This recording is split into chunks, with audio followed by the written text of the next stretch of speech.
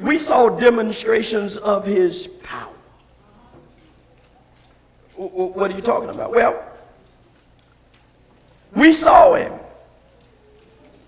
feed 5,000 with 2 fish, two little itty-bitty fish, and 5 old stale pieces of bread. We saw him. And when he finished feeding the folk, there was food left over. We witnessed him call illness out of folk. And when he just spoke, the illness got up, and we were there. We were having a church meeting one night in a house, and some folk found out we were there and tore the roof off the house. And right in the middle of our church service, Lord, their paraplegic friend down. We were there. We were there when Jesus walked up to the man and told him to get up. We saw a paraplegic get up and take up his bed and walk. We were there. So we're wrestling in our head because we've seen something. We were out on the sea one day, and we were hanging with some professional fishermen who knew how the waters might rise up and knew what to do in that situation. But on that day when the waters were raging and the wind was blowing, we got nervous and woke Jesus up, and I was there. I ain't telling you what I heard. Jesus got up, walked to the front of the boat, and all he said was, "Peace, be still." And everything got...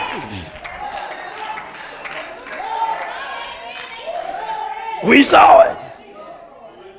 We were walking one day, and we just having a good conversation, but we noticed some funeral folk coming past. And there was a mother crying behind the casket that her son was in. And I don't know why he did it, but Jesus just stopped the funeral procession, saw the mother crying, and walked up to the casket and called the boy. And the boy got out of the casket, and he told him, "Go back to your mother." We've seen it. So we know he got power because we've seen it. And while we were on our way here, we were on our way to Jerusalem, and Mary and Martha's brother had died, and we couldn't understand why he was waiting so long, but he waited till the 4th day, and he showed up, and Mary and them still crying and carrying on.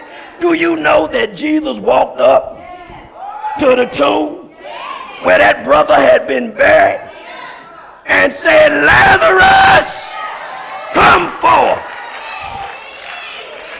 And Lazarus came with all of his wrappings on. The one who was dead came out of that tomb. And so we've been trying to understand, why would somebody with that kind of power, why would he let Roman soldiers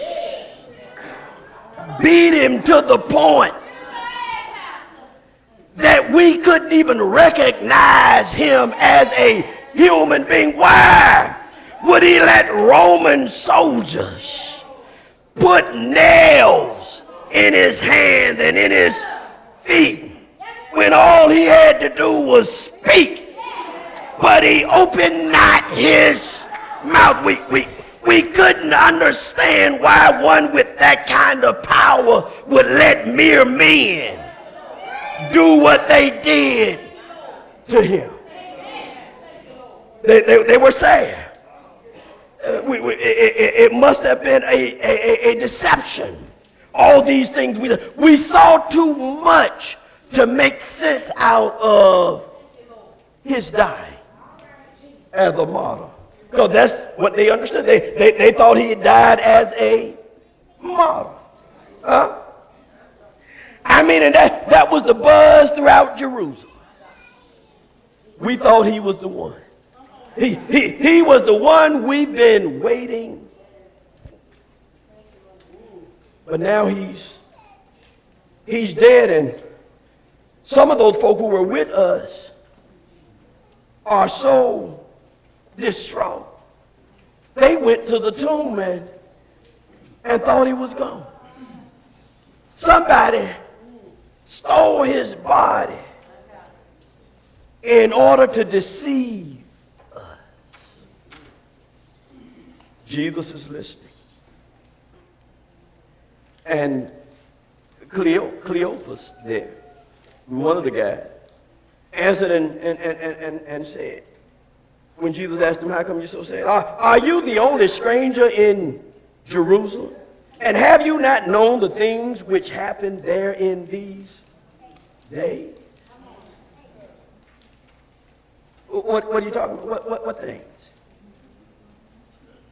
So they said to him, the things concerning Jesus of Nazareth, who was a prophet, mighty in deed and word before God and all the people, and how our religious leaders, our chief priests and our rulers delivered him to be condemned to death and crucified him. Where you been? That's been the buzz all over the place. I mean, you'd have to be an utter fool not to know what has been going on in Jerusalem. I mean, we thought he was the man. You see, their hope had now become hopelessness and despair. They allowed their own expectations of the Messiah to blind them to his ministry mission. They became blind by their own desire.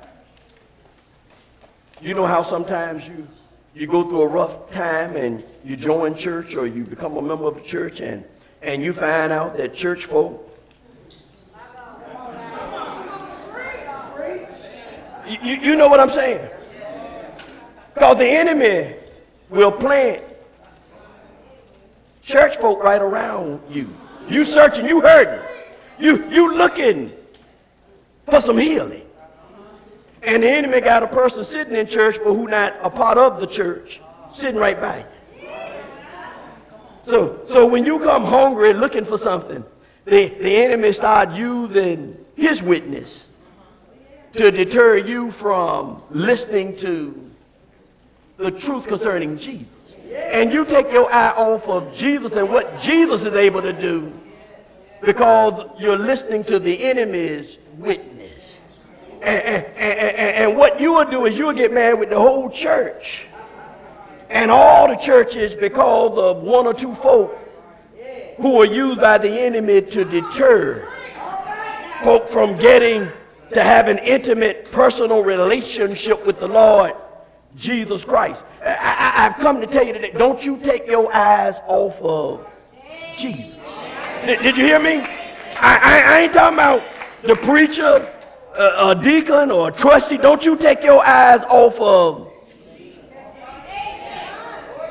So they had these expectations, and their expectations were not met because they did not expect him to die. As a matter of fact, they didn't understand the necessity for him dying.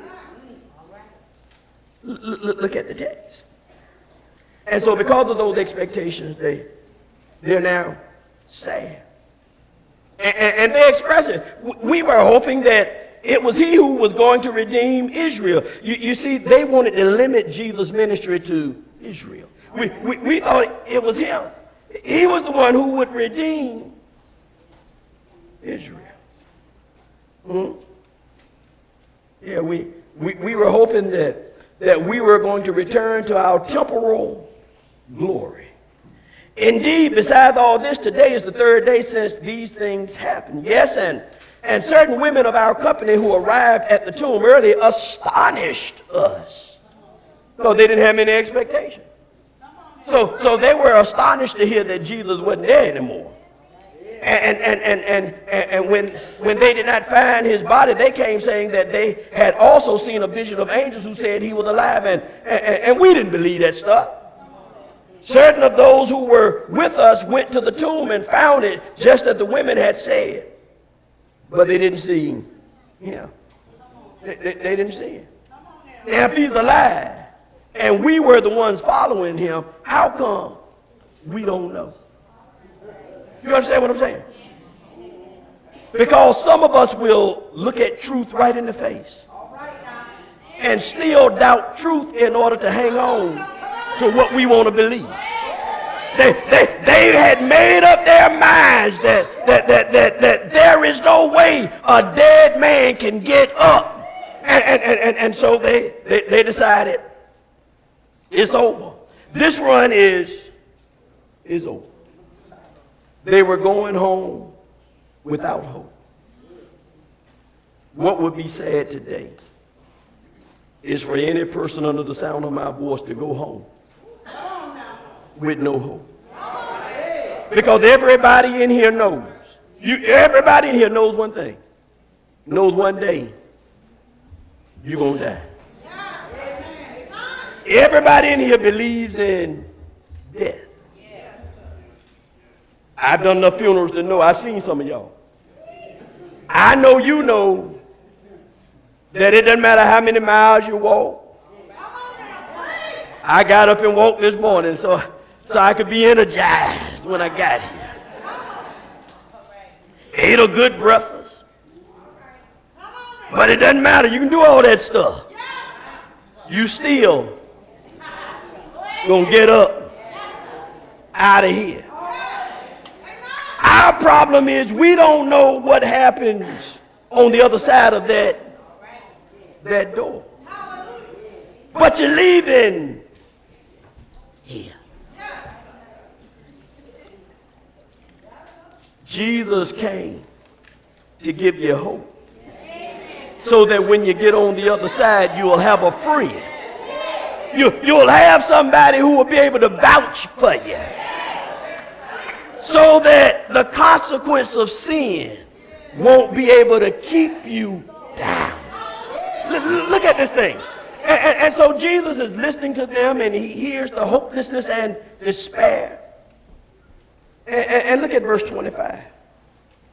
Then Jesus says to them, "Oh, foolish ones." Now, Jesus doesn't use the word fool lightly. "Oh, foolish ones, and slow of heart to believe in all that the prophets have spoken." In other words, what has gone on is not a secret. He says you're slow of heart to believe in all that the prophets have spoken. Ought not the Christ to have suffered these things and to enter into his glory? I mean, wasn't it foretold that Jesus would die and get up? And so Jesus did something. I would have loved to have been there that day. The text says, and